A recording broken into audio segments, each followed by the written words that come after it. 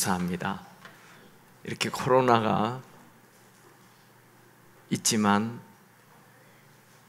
예배를 드릴 수 있게 되어 너무 감사를 드립니다. 중국의 선교사님들하고 통화를 해보니 아직도 모든 문이 다 닫혀 있고 간간히 시장은 열리는데 예배는 드릴 수 없도록 그렇게 하고 있다는 얘기 들었습니다. 우리나라가 언제까지 계속 예배를 드릴 수 있을지는 모르지만 지금 예배 드릴 수 있음에 감사할 수 있게 되기 바랍니다. 오늘은 너무나 잘 아는 요한복음 15장 포도나무와 가지의 비유, 원래 잘 아는 것은 굉장히 쉽기 때문에 잘 모를 수가 있습니다. 그래서 오늘 이 말씀을 저도 제가 알고 있었던 것과 참 많이 다르구나, 한 절 한 절 우리가 좀 꼼꼼히 살펴보기를 원합니다.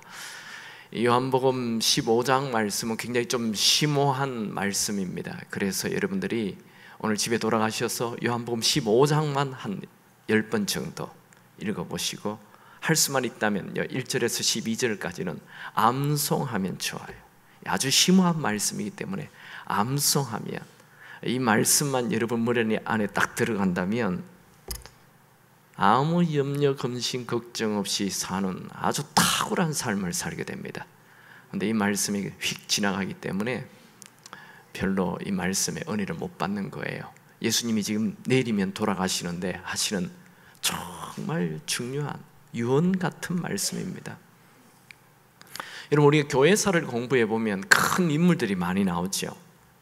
하나님 앞에서 비포가 코람데오를 외치며 살았던 칼빈, 종교개혁을 일으켰던 마르틴 루터, 5만 번의 기도 응답을 받았던 조지 뮬러, 전 세계를 나의 교구로 삼고 살았던 요한 웨슬레, 중국을 복음화하였던 허더슨 테일러, 장님이지만 수천 곡의 찬송가를 작사하였던 화니 크로스비, 초등학교밖에 나오지 않았던 사람이지만 미국의 가장 큰 영적 부흥을 일으켰던 무디, 그 외에 빌리 그리암, 에브라함 링컨, 조나단 에드워드.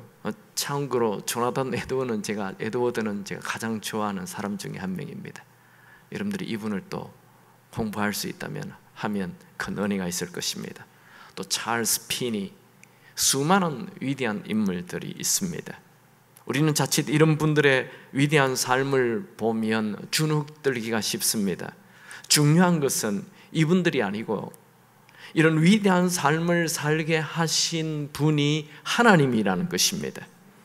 하나님은 이런 유명한 사람들만 그들의 삶을 계획한 것이 아니라 우리의 삶도 하나님이 계획하시고 계시다는 것입니다. 여러분, 우리의 삶을 한번 생각해 보십시오. 우리는 태어날 때 아주 독특하게 태어났어요. 또 우리가 경험한 경험이 아주 독특해요. 남들이 경험할 수 없는, 나만이 경험할 아주 독특한 경험이 있어요. 또 나만이 가지고 있는 아주 독특한 탤런트가 있어요. 남들이 모르는, 나만이 아는 특별한 하나님의 계획이 있습니다. 여러분, 우리가 태어나기도 전에 하나님께서 우리를 계획하셨다는 것입니다. 하나님은 우리가 어머니 모태에서 창조되기 전에 우리를 이 땅에 보내기로 계획하셨습니다. 예레미야 1장 5절에 보면 내가 너를 모태에 짓기 전에 너를 알았고 네가 배에서 나오기 전에 너를 남자와 여자로 성별하였다, 이렇게 말씀합니다. 그러므로 우리는 아무도 천한 사람이 없고 아무도 대충 살 사람이 없는 모두 특별한 존재입니다. 여러분, 우리는 내 인생을 내가 어떻게 살아야 할 것인가 생각하기 전에 내가 누구로부터 시작된 존재인가를 먼저 알아야 합니다. 여러분, 우리가 우리 인생을 시작하는 것 아닙니다. 내 인생의 시작은 하나님이십니다. 세상 사람들은 인생의 시작이 자기 자신인 줄 알고 자기의 힘으로 노력하여 인생을 어떻게 잘 살아보려고 발부둥 치고 돈을 모으고 성공을 향해 달려가지만 결국 남는 것은 허무입니다. 공허할 뿐입니다. 우리 성도들의 정체성은 나에게 있지 않고 하나님에게 있습니다. 우리 인생을 시작하신 분은 하나님이십니다. 우리는 모두 다 하나님이 만드신 걸작품입니다. 우리는 하나님의 작품이기 때문에 무한한 가치가 있고 우리에게는 무한한 잠재력이 있고 우리를 향한 하나님의 계획은 내가 알지 못하는 것으로 꽉 차 있습니다. 고린도전서 2장 9절 기록된 바 하나님이 자기를 사랑하는 자들을 위하여 예비하신 모든 것은 눈으로 보지 못하고 귀로 듣지 못하고 사람의 마음으로 생각하지도 못하였다 함과 같으니라. 여러분, 우리를 향한 하나님의 계획은 지금 여러분의 눈으로 본 것, 귀로 들었던 것, 마음으로 생각한 것과는 비교도 할 수 없는 하나님의 놀라운 계획이 준비되어 있다는 것입니다. 혹시 여러분 중에 여러분이 지금까지 살아왔던 인생을 생각하면서 인생을 비관하고 그냥 대충 아무렇게나 살지라고 생각하는 분이 있습니까? 그거는 자신의 인생을 시작하신 분이 하나님이라는 것을 모르는 것입니다. 여러분, 하나님은 우리의 인생이 풍성한 삶이 되기를 원하십니다. 여러분, 우리 인생은 내가 주인되어 내가 내 인생에 나에게 집중하면 결국 막다른 골목에 도착하게 되고 내 인생을 시작하게 하신 하나님에게 집중하면 광대하고 풍성한 삶에 도달하게 됩니다. 여러분, 우리 하나님은 우리의 삶의 시작일 뿐만 아니라 우리가 풍성한 삶을 살도록 해주시는 근원이십니다. 원래 사람은 하나님의 걸작품으로 하나님과 교제하며 살도록 창조되었습니다. 아담이 하나님과 교제하며 살 때 하루에도 수백만 종의 짐승의 이름을 짓는 엄청난 지혜와 풍성함이 있었습니다.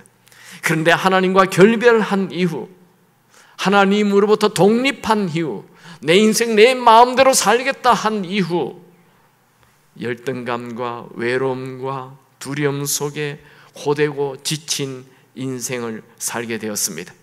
그래서 하나님은 다시 예수님을 보내셔서 우리 인간을 향한 원래 하나님의 계획하신 풍성한 삶을 다시 회복하게 하셨습니다. 그래서 예수님은 요한복음 10장 10절에 내가 온 것은 양으로 생명을 얻게 하고 더 풍성히 얻게 하려는 것이라. 여러분, 하나님을 떠난 인간은 영원히 사는 생명을 잃어버리고 겨우 80, 100년 사는 목숨만 붙들고 살기 때문에 늘 걱정이 앞서고 불안과 두려움 속에 삽니다. 내 힘으로 살아야 하기 때문에 삶이 고되고 힘들 수밖에 없습니다. 그러나 예수님을 내 삶의 주인으로 모시면 목숨이 아닌 영원히 사는 생명을 소유하게 되고 하나님과의 관계가 회복되어 하나님이 가지고 계시는 풍성한 삶을 누리게 됩니다. 여러분, 하나님은 우리가 이 땅에 살도록 풍성한 삶을 살도록 계획하고 계십니다. 오늘 본문에 보면 하나님께서 우리 인생의 주관자이시고 우리의 삶이 풍성한 삶이 되기를 원하신다라고 말하고 있습니다. 1절, 2절을 같이 읽어보죠. 다 같이 읽습니다. 나는 참 포도나무요 내 아버지는 농부라. 무릇 내게 붙어 있어 열매를 맺지 아니하는 가지는 아버지께서 그것을 제거해 버리시고 무릇 열매를 맺는 가지는 더 열매를 맺게 하려 하여 그것을 깨끗하게 하시느니라. 여기에 본문에는 세 분이 등장합니다. 농부이신 하나님, 참 포도나무이신 예수님, 포도나무의 가지인 나 사람을 소개하고 있습니다. 먼저 우리가 보아야 하는 것은 하나님이 농부라는 것입니다. 농부는 포도나무 가지를 관리하는 분이십니다. 그 얘기는 하나님은 내 인생을 다 관리하신다는 것입니다. 하나님이 내 인생을 책임진다는 것입니다. 농부이신 하나님은 포도나무 가지 나를 통해 풍성한 열매를 기대하십니다. 요한복음 15장 1절 2절에 열매라는 단어가 3번 나오죠. 열매 맺지 않는 가지, 열매 맺는 가지, 더 많은 열매. 여러분, 농부가 포도원에 포도를 심고 포도 열매를 맺기 원하는 것은 너무나 당연한 일이죠. 우리는 날마다 기억해야 하는 것은 내 인생이 내 것이 아니라는 것을 기억해야 합니다. 내 인생은 다 하나님의 것입니다. 그러니 너무 염려하지 마세요. 너무 걱정하지 마세요. 내 것 아니라니까요. 그분이 다 책임진다니까요. 아멘입니까? 하나님은 내 인생의 열매를 맺게 하기 위하여 가지치기도 하고 깨끗하게 하기도 하고 정리도 하십니다. 여러분의 삶에 고통이 오고 막 잘려나가고 뭐 힘든 일이 나타나고 어려울 때 너무 걱정하지 마세요. 그분이 가지치기 하는 것입니다. 다 알아서 하는 겁니다. 필요해서 하시는 것입니다. 이건 내가 어떻게 해보려고 하면 가지가 잘려나가고 막 그냥 뭐 깨끗하게 하는 것 때문에 고통스러울 때 힘들어합니다. 그러나 이 아버지가 다 알아서 하신다, 내 인생 그분이 다 알아서 하신다 라고 맡기면 잘려도 행복합니다. 아멘 안 하죠? 제발 자르지만 마십시오. 다 놔두면 열매가 안 맺습니다. 온 장가지가 다 생겨가지고 우리 가만히 놔두면요 그냥 뭐 돈 쪽으로 쑥 가지가 막 어마어마하게 그냥 노는 쪽으로 가지가 우리 중고등부 아이들 게임으로 가지가 그냥 다 펴버립니다. 그냥 그거 잘라야 되는데. 여러분, 우리 인생에 고통이 올 때, 내 가지가 잘려나갈 때 하나님께서 가지치기 하는 줄 아시고 내 인생의 주인이신 하나님께로 달려가시기 바랍니다. 여러분, 하나님이 우리에게 원하시는 것은 세상의 성공이나 세상의 위대함이 아닙니다. 하나님은 우리를 통해 열매를 맺기를 원하십니다. 여기 우리 한 가지 의문이 있어요. 그러면 열매가 뭐냐는 거예요. 그 열매가 뭡니까? 어떤 분은 전도라고 얘기합니다. 어떤 분은 선교라고 하고, 어떤 분은 사랑이라고 하고, 어떤 분은 성령의 9가지 열매라고 하고. 도대체 지금 요한복음 15장에서 얘기하고 있는 열매가 뭡니까? 근데 15장에 보면 열매가 뭔지 꼬집어서 금방 말하지 않습니다. 그런데 우리가 이 본문을 자세히 살펴보면 그 열매가 뭔지 금방 알 수 있어요. 예수님은 자기를 참 포도나무라 말씀하시고 우리를 예수님에게 붙어 있는 가지라 하셨어요. 여러분, 포도나무의 열매는 뭡니까? 모르십니까? 포도나무의 열매가 뭡니까? 포도이죠. 예수나무의 열매가 뭡니까? 예수죠. 어려운 게 아닙니다. 예수나무의 열매는 예수입니다. 구약의 이스라엘을 포도로 설명했습니다. 시편 80편 8절에 주께서 한 포도나무를 애굽에서 가져다가 민족들을 쫓아내시고 그것을 심으셨나이다. 이스라엘이라는 민족 자체가 포도나무인 거예요.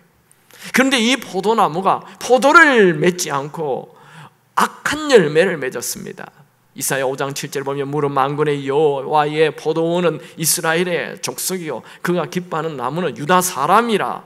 그들에게 정의를 바라셨더니 도리어 포악이요 그들에게 공의를 바라셨더니 도리어 부러지점이다, 애통이다, 이런 말입니다.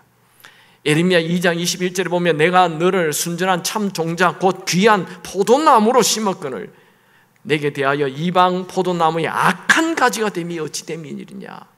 그러니까 하나님은 이스라엘 백성들을 포도나무로 심었는데 이 포도나무가 좋은 열매를 안 맺고 악한 열매를 맺는 거예요.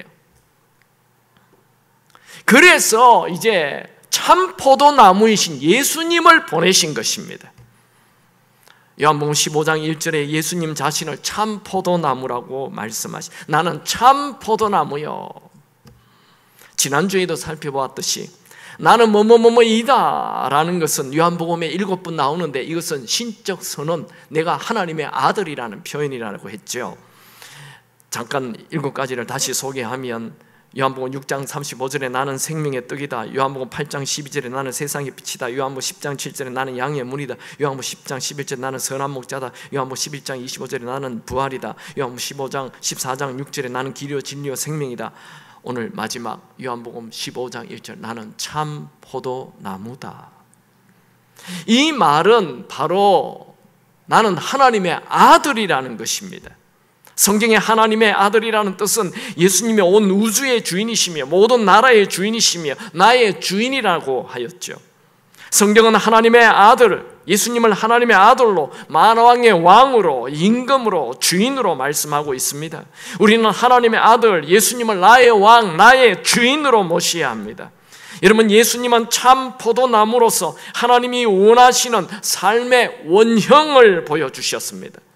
우리가 예수님을 나의 주인으로 모시면 우리의 삶의 모든 초라함이 사라지고 풍성한 열매를 드러냅니다. 하나님이 우리에게 원하시는 풍성한 열매는 예수님 같은 삶을 말합니다. 사도 바울은 그것을 이렇게 표현했죠. 에베소서 2장 10절에 우리는 그가 만드신 바라 그리스도 예수 안에서 선한 일을 위하여 지으심을 받은 자니. 우리는 선한 일을 하도록 지음받았다는 거예요. 여러분, 우리가 이 땅에 태어난 것은 하나님이 열매를 원하시는데 그 열매가 예수님 같은 삶, 예수 향기 내는 삶, 그걸 말합니다. 신명기에는 이렇게 말합니다. 신명기 6장 18절 19절 여호와께서 보시기에 정직하고 선량한 일을 행하라. 그리하면 네가 복을 받고 그 땅에 들어가서 아름다운 땅을 차지하리라. 여러분이 어디에 있든 어떤 장소에 있든 누구를 만나든 예수 향기 나타내시기 바랍니다. 우리가 예수의 성품을 닮아야 하고 예수님처럼 살아야 합니다. 여러분, 우리는 예수님을 닮으면 닮을수록 농부이신 하나님께서 기뻐하실 것입니다. 우리를 향한 하나님의 목적은 편안한 삶이 아니라 예수님을 닮는 인격입니다. 특별히 여러분 가정에서, 여러분 가족들로부터 아빠는 참 예수 냄새가 나, 엄마는 참 예수 냄새가 나, 그런 말을 들을 수 있게 되기 바랍니다. 여러분, 우리의 열매는 위대한 업적이나 놀라운 일이 아니라 예수 나무에 붙어서 예수 닮은 삶이 열매로 나타나는 것입니다. 그러면 어떻게 하면 그 예수 닮은 삶, 풍성한 열매를 맺을 수 있을까요? 첫 번째로 열매를 맺으려면 예수 안에 거해야 합니다. 4절 같이 읽습니다. 다 같이 읽죠. 내 안에 거하라. 나도 너희 안에 거하리라. 가지가 포도나무에 붙어 있지 아니하면 스스로 열매를 맺을 수 없음 같이 너희도 내 안에 있지 아니하면 그러하리라. 열매 맺는 비결은 내 노력이 아닙니다. 예수 안에 거하는 거죠. 이것은 예수님과 친밀한 관계를 가지면 풍성한 열매를 맺게 해 주신다라는 것입니다. 요한복음 15장 4절에서 10절, 이 짧은 6절에 내가 예수 안에, 예수가 내 안에 라는 말이 10번 나옵니다. 요한복음 15장 4절, 내 안에 거하라. 나도 너희 안에 거하리라. 5절, 그가 내 안에, 내가 그 안에 거하면. 6절, 사람이 내 안에 거하지 아니하면. 7절, 너희가 내 안에 거하고 내 말이 너희 안에 거하면. 9절, 나의 사랑 안에 거하라. 10절, 내 사랑 안에 거하리라. 이 말씀, 내가 너 안에, 네가 내 안에, 이 말씀은 우리 지난주에 보았던 요한복음 14장에서 성령이 오시면 그날에 아버지가 내 안에 있는 것 같이 너희가 내 안에, 나도 너희 안에 있다라는 말씀과 연결되는 말입니다. 14장 20절, 그날에 내가 아버지 안에, 너희가 내 안에, 내가 너희 안에 있는 것을 너희가 알리라. 이 그날이라는 것은 성령이 임하는 그 마가의 다락방 오순절날 임했던 그날을 얘기하는, 그러니까 성령 없이는 내가 그 안에 갈 수가 없고 그가 내 안에 들어오죠. 내가 예수 안에 들어가는 거, 예수가 내 안에 들어오는 거, 이 다 성령께서 하시는 일이라는 것입니다. 여러분, 큰 그릇이 작은 그릇 안에 들어가는 일은 절대 없습니다. 우리 자매님들 설거지 할 때 아시죠? 요즘은 남자들이 설거지를 많이 하시는데 남자들도 알죠? 큰 그릇 안에 작은 그릇을 넣어야죠. 그런데 작은 그릇 안에 큰 냄비가 들어가 버렸다. 이건 기적인 거예요. 어떻게 이러는 기적이잖아요. 그분은 다시는 설거지 안 할지 모르겠어요. 놀래가지고. 예수님은 온 우주를 창조하신 우주보다 더 크신 분인데 그분이 내 안에 들어와 버렸어요. 할렐루야. 어떻게 그런 일이 일어나요? 그 성령께서 하시는 것입니다. 예수님을 주인으로 모실 때 성령께서 예수가 내 안에 들어오게 하시는 것입니다. 그분이 내 안에 들어온다는 것, 성령이 역사하시면 그분이 내 안에 들어오십니다. 또 내가 그분 안에 들어가게 됩니다. 여러분 안에 예수님이 들어와 계신 것을 믿습니까? 성령께서 하신 것이에요. 그렇다면 이제 예수 안에 거하시기 바랍니다.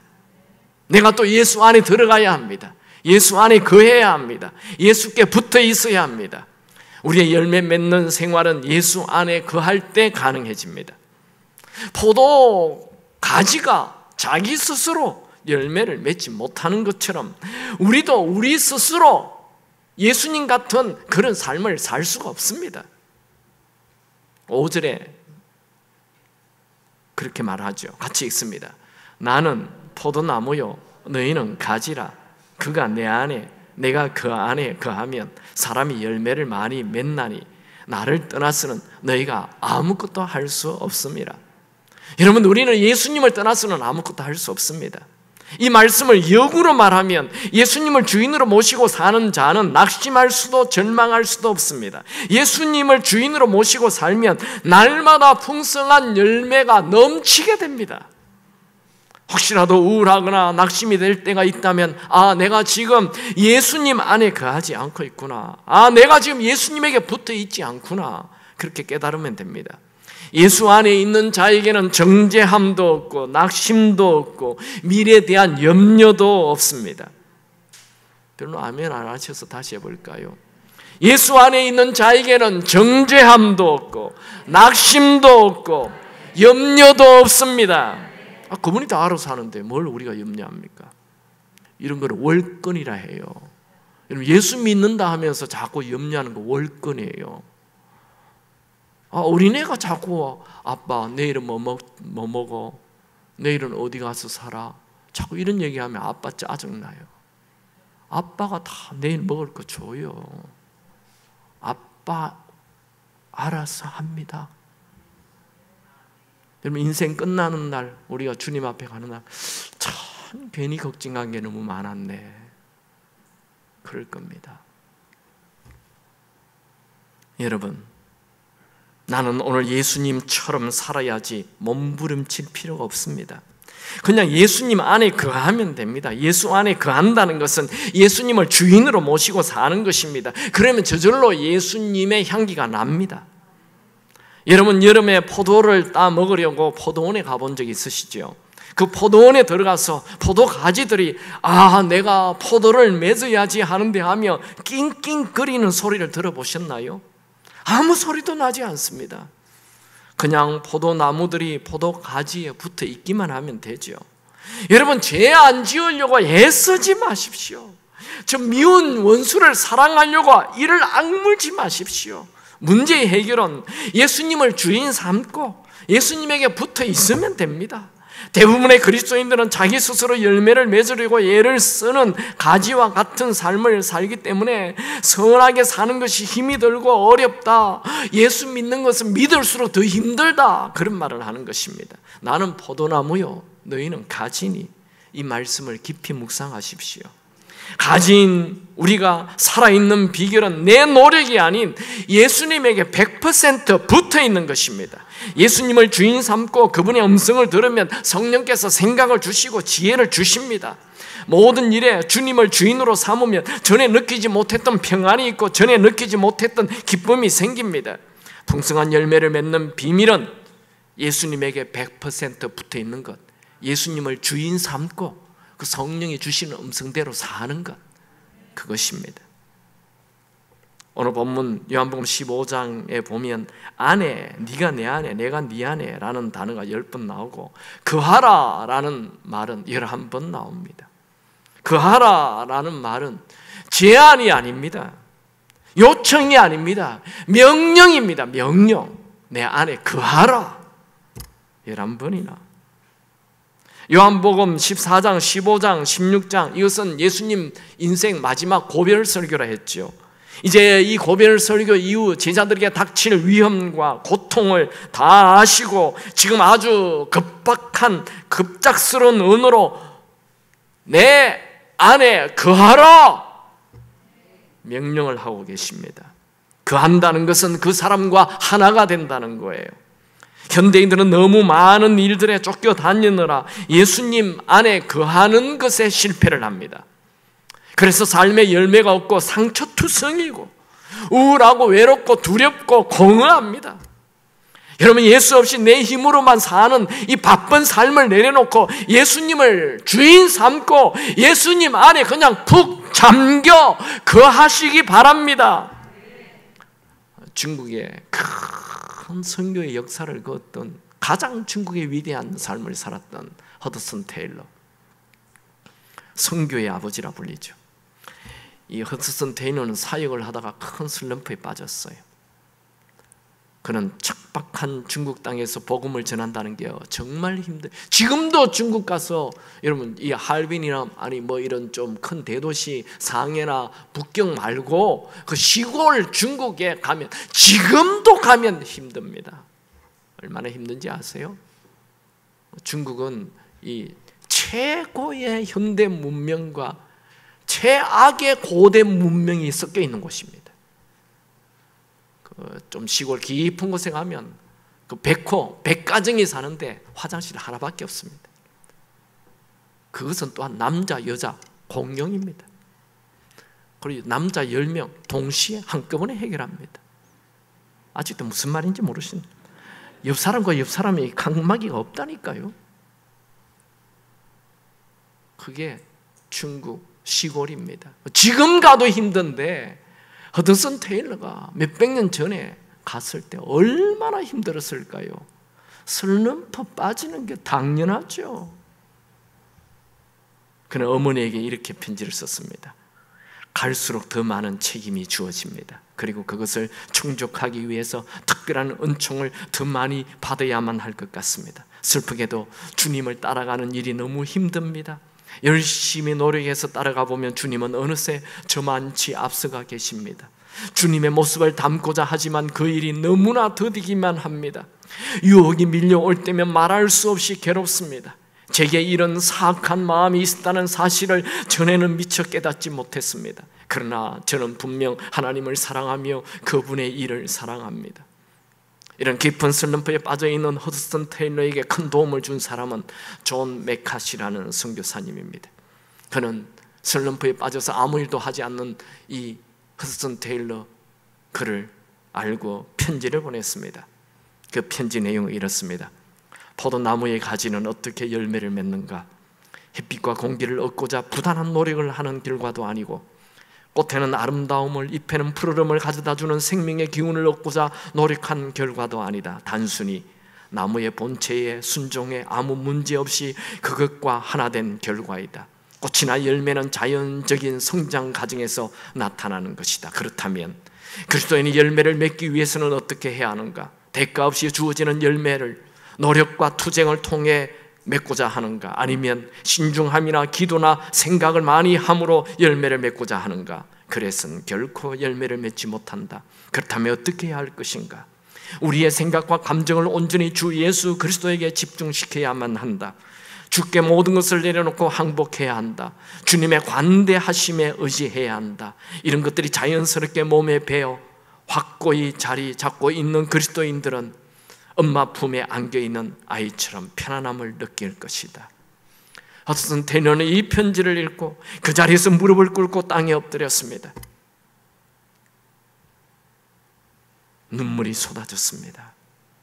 깊은 슬럼프에서 빠져나와 중국 전역을 복음화시키는 위대한 삶을 살게 되었습니다. 여러분, 풍성한 열매를 맺는 삶은 내 노력이나 애씀이 아니고 내가 죽고 예수가 내 안에 가득 차게 하는 것입니다. 바울도 동일한 말을 하였죠. 갈라디아서 2장 20절, 내가 그리스도와 함께 십자가에 못 박혔나니 그런즉 이제는 내가 산 것이 아니요 오직 내 안에 그리스도께서 사시는 것이라. 여러분, 나는 나를 고칠 수 없습니다. 나는 나를 바꿀 수 없습니다. 그래서 나는 죽고 내 안에 예수가 살아야 합니다. 예수님은 내가 나를 바꿀 수 없고 고칠 수 없음을 너무나 잘 알고 계십니다. 그래서 예수님이 내 안에 들어오셔야 합니다. 내가 예수 안에, 예수가 내 안에 연합되어야 하는 것입니다. 여러분, 우리가 예수님을 위해 위대한 일이나 더 많은 일을 하는 것을 원치 않습니다. 예수님은 우리가 더 많이 예수님과 함께 하기를 원하십니다. 여러분, 신앙생활의 목적은 위대한 업적이 아니라 예수님과의 친밀한 관계입니다. 요한복음 15장 6절에는 예수님은 예수 안에 거하지 아니하면 망할 수밖에 없다 강하게 말씀하죠. 6절 같이 있습니다. 사람이 내 안에 거하지 아니하면 가지처럼 밖에 버려져 마르나니 사람은 그것을 모아다가 불에 던져 사르느니라. 이게 불에 던진다는 건 지옥불에 던지라는 게 아닙니다. 포도나무가 불에 던져지는 것은 쓸데없이 되어 땔감으로 쓰일 뿐이라는 거죠. 이것을 우리에게 적용한다면 예수를 믿어도 예수 안에 거하지 아니하면 아무런 열매 없어 패배한 그리스도인이 될 수밖에 없고 세상 사람들이 우리를 짓밟아 버린다는 것입니다. 여기 보면 사람들이 그것을 모아다가 불에 던져, 그러니까 이 지옥불이 아닙니다. 그러나 15장 7절에는 6절과 대조적으로 예수 안에 거하면 능력 있는 그리스도인이 된다. 7절 같이 있습니다. 너희가 내 안에 거하고 내 말이 너희 안에 거하면 무엇이든지 원하는 대로 구하라. 그리하면 이루리라. 예수 안에 거하면 어떤 기도를 해도 응답이 되고 예수 안에 거하면 하늘의 자원이 다 우리의 것이 됩니다. 우리가 포도나무인 예수님에게 붙어있고 예수 안에 거하고 점점 더 예수를 닮아가면 마치 예수님이 기도하면 모든 게 응답되었던 것처럼 우리가 기도해도 다 응답이 된다는 것입니다. 우리의 능력은, 우리 기도 응답은 예수 안에 있을 때입니다. 저는 여러분들이 예수 안에 거하여 무슨 기도를 하여도 다 응답받는 그리스도인이 되기를 축원합니다. 8절에는 예수 안에 거하면 저절로 열매를 많이 맺게 되고 하나님께서 영광 받는다 말합니다. 8절 읽습니다. 너희가 열매를 많이 맺으면 내 아버지께서 영광을 받으실 것이요 너희는 내 제자가 되리라. 지금은 제자가 아닙니까? 지금도 제자인데 진짜 제자가 아직 아니라는 거예요. 이 말씀은 너희가 내 안에 거하면 이라는 이 5절에 보면 너희가 내 안에 거하면 열매를 많이 맺나니 라는 말이 이 8절에 똑같이 하고 있어요. 너희가 열매를 많이 맺으면, 이 되풀이하는 거죠. 뭐든지 되풀이는 강조입니다. 여러분, 제발 많은 일 하려고 하지 말고 예수님을 주인 삼고 예수님 안에 거하시기 바랍니다. 예수 안에 거하면 저절로 열매가 맺습니다. 두 번째, 열매를 맺으려면 사랑 안에 거해야 합니다. 풍성한 열매를 맺는 삶의 비결은 첫째로 예수 안에 거하고 두 번째는 예수님 사랑 안에 거해야 됩니다. 9절을 같이 있습니다. 아버지께서 나를 사랑하신 것 같이 나도 너희를 사랑하였으니 나의 사랑 안에 거하라. 예수님은 이제 제자들을 떠나지 않습니까? 이 마지막 고별 설교에서 포도나무 비유를 말씀하시는데 처음에는 내 안에 거하라 말씀하시고 이제 조금 더 깊이 들어가서 예수님의 사랑 안에 거하라 말합니다. 이것은 예수님 안에 거하라는 것이 너무 의무적이나 규칙이 되지 말고 사랑으로 하라는 거예요. 여러분, 누구를 만나는 것이 의무가 되면 오래 만날 수 없고 시간이 아깝고 지치게 됩니다. 그러나 누구를 만나는 것이 사랑이 되면 의무가 아니라 자발적으로 만나게 되고 아무리 만나도 시간이 아깝지 않고 아무리 만나도 더 만나고 싶고 계속 만나고 싶은 것입니다. 맞죠? 연애할 때 그랬죠? 금방 헤어졌는데 또 전화해가지고 잘 있냐고 물어보고 아니 금방 헤어졌는데 잘 있지? 그러면 뭘 또 물어봐요? 그렇게 자꾸 가까이 가고 싶어요. 예수님이 내 안에 거하라 이러니까 제자들이 좀 어렵게 어떻게 맨날 예수님을 주인으로 모시고 살지? 이럴 때 예수님 사랑 안에 거하라. 사랑 안에. 내가 너희를 사랑한 것처럼 너희도 나의 사랑 안에 거하라. 내가 너희를 사랑한 것처럼. 예수님은 어떻게 사랑했습니까? 우리를 한번 사랑하면 끝까지 사랑하십니다. 예수님은 우리를 위하여 십자가에 죽기까지 사랑하십니다. 우리가 잘나서 착해서 우리를 대신해서 죽은 것이 아니죠. 우리가 더럽고 추한 죄인임에도 불구하고 우리를 버리거나 포기하지 않으시고 아무런 가치도 없는 나를 대신해서 죽어주셨습니다. 이런 사랑을 세상에 존재하지 않는 사랑이라고 말합니다. 그래서 예수님의 사랑을 내 인생 전체를 덮는 큰 사랑이라고 말하죠. 예수님은 나보다도 나를 더 사랑하십니다. 나는 내가 싫을 때가 있어요. 나 왜 이럴까? 요것밖에 안 돼? 또 이런 일을 했어? 지난번에 안 하기로 했잖아. 근데 또 했어? 내가 봐도 내가 싫어요. 그런데 내가 봐도 내가 싫은 나를 예수님이 나를 대신해서 죽어주는 사랑을 하신다니까요. 그것은 예수님이 나보다 나를 더 사랑한다는 것입니다. 예수님은 나를 위해 죽어주시는 것은 너는 예수인 나보다 더 가치 있는 소중한 존재다라고 말씀하는 것입니다. 예수님께서 우리를 사랑하시는 그 사랑은 평범한 사랑이 아닙니다. 너무나 큰 사랑이고 너무나 고귀한 사랑이고 너무나 큰 감동을 주는 사랑입니다. 여러분, 예수님 안에 거하되 무조건 나를 사랑하시는 예수님 사랑 안에 거하십시오.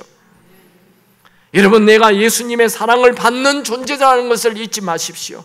아무리 실수를 해도 여전히 예수님의 사랑을 받는 존재이고 아무리 큰 죄를 해도 여전히 예수님의 사랑을 받는 존재입니다. 예수님 사랑 안에 거하게 되면 예수님의 계명 지키는 거 아주 쉽습니다. 10절 말씀 있죠. 내가 아버지의 계명을 지켜 그의 사랑 안에 거하는 것 같이 너희도 내 계명을 지키면 내 사랑 안에 거하리라. 우리가 예수님을 사랑하면 예수님이 원하는 것 하는 거 아주 쉽습니다. 사랑하기 때문에. 예수님 말씀하시는 계명은 서로 사랑하라는 것이라고 12절에 나와 있죠. 내 계명은 곧 내가 너희를 사랑한 것 같이 너희도 서로 사랑하는 이것이니라. 예수님은 이 포도나무 비유를 말씀하시면서 자신이 포도나무이고 우리는 가지라 했죠. 포도나무는 당연히 포도의 열매를 맺어야 합니다. 예수님 말씀하시는 열매는 예수를 드러내는 삶이죠. 예수님을 드러내는 삶은 그 예수님을 드러내는 삶의 핵심은 바로 사랑입니다. 여러분, 무엇을 하든지 사랑을 선택하십시오. 최고의 선택입니다. 우리가 무엇을 해도 사랑을 선택하면 기쁨이 넘치게 됩니다. 여러분, 저는 여러분들에게 고민하고 싶습니다. 믿음 좋은 사람 되려 하지 마시고 사랑 많은 사람 되기 바랍니다. 저는 제가 원하는 것이 설교 잘하는 목사가 아니고 사랑 많은 목사가 되고 싶습니다. 제가 죽었을 때 우리 김 목사 참 사랑이 많은 분이었지, 이런 말 해주길 저는 원하는데 사랑이 작아요. 사랑이 없어요. 그래서 오늘 이 말씀을 보며 그렇구나, 내가 사랑이 많은 목사가 되어야 되겠구나. 아빠들, 아들, 딸들에게 무슨 아빠, 제발 그런 얘기 듣지 마세요. 우리 아빠 참 사랑이 많은 아빠였어.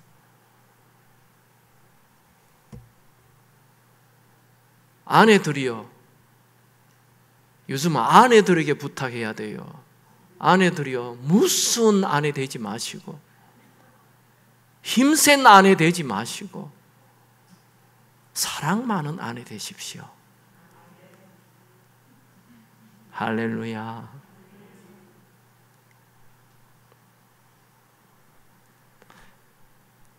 우리는 무엇을 해도 사랑을 선택하면 기쁨이 넘치게 된다. 11절에 말합니다.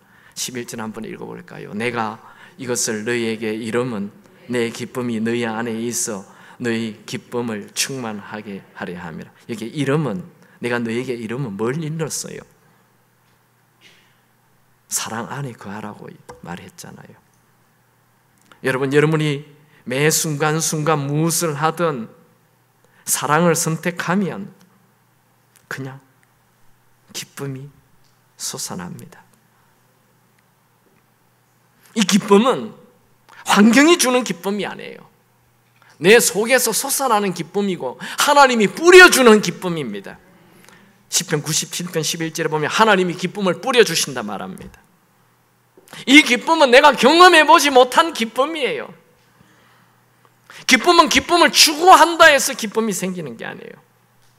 여기에 사랑을 선택할 때 기쁨이 생기는 거예요. 여러분 기쁨이 없습니까? 삶이 우울합니까? 예수 안에 거하십시오. 예수 사랑 안에 거하십시오. 사랑을 선택하십시오. 기쁨이 충만하게 될 것입니다. 충만하다라는 말은 플로로데라는 말인데 이 말은 차고 흘러넘친다라는 말입니다. 이런 속담이 있어요. 기쁨이란 왕이 우리 안에 있음을 알리면서 우리 마음의 성에 나부끼는 깃발이다. 조금 어렵죠. 저는 꽤 오래전부터 그런 기도했어요. 하나님 아버지, 제가 60이 되면 동네 꼬마들이 쫄쫄 따라다니면서 야 저기 예수님 같은 할아버지 간다 하며 그냥 쫄쫄 따라다니게 해달라고 제가 기도를 옛날부터 했어요. 근데 올해가 60인데 나를 보니 참 부족해요. 그래도 오늘 결단하면 늦지 않습니다. 여러분 오늘을 결단하면 나머지 인생이 열매 넘치는 예수 향기 나는 사랑 넘치는 삶이 됩니다. 오늘이라도 결단하시기 바랍니다. 이제 예수 안에 거하고 예수 사랑 안에 거하여 무엇이든지 사랑을 선택하여 기쁨이 솟아나는 이런 인생을 나는 살리라 다 결심하기를 축원합니다. 말씀을 정리합니다. 하나님은 농부로서 우리 인생의 주인이십니다. 하나님은 우리 인생을 책임지십니다. 하나님은 우리 인생의 열매 넘치기 원해서 가지치기를 하십니다. 가지치기 하는 것, 하나님은 우리의 삶을 정리하는 것입니다. 우리 인생을 통해 열매인 예수님 같은 성품을 원하십니다. 하나님은 우리의 직업이나 세상 성공보다 우리의 성품에 더 관심이 많습니다. 왜냐하면 우리가 천국에 갈 때 가져가는 것은 직업이나 성공이 아니라 성품이기 때문에 그렇습니다. 그러면 어떻게 하면 포도나무의 열매인 예수 닮는 성품을 가집니까? 첫 번째로 열매를 맺으려면 예수 안에 거하는 것입니다. 예수님은 우리에게 열매를 맺으라고 명령하지 않았습니다. 단지 예수 안에 거하라고 명령하였습니다. 예수 안에 거하면 예수님과 친밀한 관계를 가지면 저절로 예수 향기 드러냅니다. 여러분 위대한 업적 남기려고 하지 마시고 예수님과 친밀한 관계를 유지하십시오. 여러분 진짜 인생은 인간적인 업적을 늘어놓는 이력서가 아니라 예수님 안에서 예수님과 사랑을 나누며 그 또한 사랑을 나누며 사는 것입니다. 주변 사람들에게. 여러분 예수님을 주인으로 삼고 계십니까? 예수님과 친밀한 관계를 맺고 있습니까? 그 사랑 얼마나 아름다운지, 그 사랑 얼마나 날 부욕해 하는지, 그 사랑 얼마나 크고 놀라운지를, 그 사랑 얼마나 나를 감격하게 하는지. 두 번째로 열매를 맺으려면 예수님의 사랑 안에 거하는 것입니다. 예수 안에 거하는 것은 의무가 아니라 예수님 사랑 때문에 자발적으로 예수 안에 거하는 것이죠. 예수님의 사랑에 거하고 사랑을 선택하면 기쁨이 넘치게 됩니다. 여러분 가지는 나무에 끊임없이 붙어 있어야 하고 나무로부터 끊임없이 수액이 흘러나와야 합니다. 가지는 나무에게서 떨어지는 순간 죽습니다. 가지가 나무에서 1m 떨어지나 0.1mm 떨어지나 똑같은 것입니다. 그런데 0.1mm 떨어지면 멀리서 볼 때 떨어진 줄 몰라요. 그런데 본인은 아는 것이죠. 여러분들이 교회에 와 있으면 예수님과 떨어져 있는지 붙어 있는지 몰라요. 그러나 본인은 알아요. 내가 지금 예수님으로부터 떨어져 있는지 붙어 있는지. 여러분 우리는 결코 예수로부터 떨어질 수 없는 자입니다. 단 한순간도 예수님과 떨어지면 안 됩니다. 날마다 예수님을 주인 삼고 예수 안에 거하고 더 깊이 예수님 사랑 안에 거하십시오. 열매가 넘치고 기쁨이 넘치게 될 것입니다. 오늘 이 말씀, 하나님은 농부, 예수님은 포도나무, 우리는 포도나무에게 붙어있는 가지. 성령님이 예수님과 나 사이에 수액이 흐르듯이 항상 운행하셔서 열매 넘치는 사랑 많은 사람 되시길 축원합니다. 우리 옆에 있는 분과 한번 웃어보십시오. 그리고 사랑을 한번 보내보세요. 사랑을 보내보세요. 사랑의 눈빛, 사랑의 느낌. 제가 목사 되어서 보니까요, 많은 교인들 보니 참 믿음 좋은 분은 많은데 사랑이 많은 분이 많지 않아요. 우리 기쁨의 교회는 믿음 좋은 분보다 사랑 많은 분이 많기를 축원합니다. 사랑이 많으면 내가 기뻐요. 내가 기쁘게 한평생을 사시다가 천국 가시길 축원합니다. 찬양.